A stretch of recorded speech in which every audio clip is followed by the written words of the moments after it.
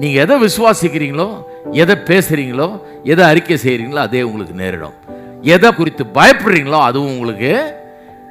Hello, யோபு சொன்னான், நான் மிகவும் பயந்தது எனக்கு நேரிட்டது. ரொம்ப விசுவாசிச்சிருக்கிறார், நினைச்சது அப்படியே நடந்துருச்சு. எதை குறித்து அதிகமாய் பயந்தானோ அது அப்படியே அவனுக்கு நேரிட்டது. ஏன்னா விசுவாசம், நீங்க எதை விசுவாசிக்கிறீங்களோ அப்படியே பிறப்பிக்கும் பாருங்க. அதனால்தான் நீங்க எதை விசுவாசிக்கிறீர்கள் என்பதில் கவனமாய் இருக்க வேண்டும். அதை அப்படியே உண்டாக்கிடுச்சு அவன் வாழ்க்கையில.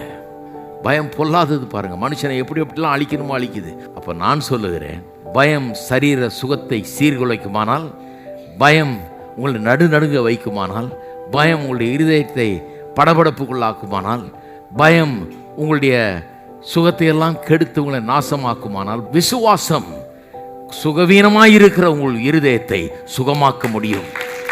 ஏன்னா விசுவாசம் வேற ஒன்றும் இல்லை, பயத்தை மாதிரியே ஆப்போசிட் சக்தி. இது பாசிட்டிவ் சக்தி. இது சீர்குலைந்து கிடக்கிற, கெட்டு போயிருக்கிற, சுகவீனமாய் கிடக்கிற சரீரத்தை அது எழுந்து நிற்க பண்ணும். பயம் சீர்குலைக்க முடியுதுன்னு நம்புறோமே, விசுவாசத்தினால சுகமாக முடியும்னு நம்புறீங்களா?